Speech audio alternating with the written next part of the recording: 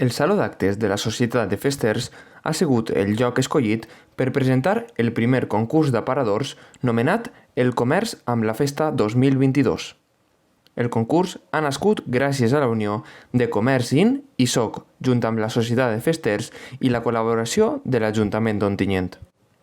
Respecte a les bases que regeixen aquest concurs, principalment poden presentar-se, com hem dit, els membres de les dues associacions, els establiments comercials que tinguen botiga física a la ciutat d'Ontinyent i hi haurà 3 premis per als participants. Les inscripcions podran realitzar-se des d'avui, dilluns dia 25 de juliol, i fins al diumenge 31 de juliol. El període d'exhibició s'iniciarà el 8 d'agost i acabarà el dia 30 del mateix mes.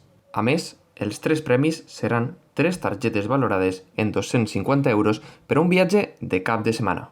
El dia de la publicació vaig dir que després de 2 anys de llarga i resignada espera era moment d'engalanar balcons, carrers, places i, per què no, també en aquesta ocasió els aparadors de la nostra ciutat i que millor forma de fer-ho que amb un concurs que s'indique que és el primer, vol dir que té una projecció de futur i això és important per a la festa. Estic segura que els aparadors seran espectaculars, que tindrà molt bona acollida aquest concurs i anime a tota la ciutat a que passegi i entre a les tendes i a les botigues per a veure cada comerç i cada establiment el que ha muntat per a l'ocasió.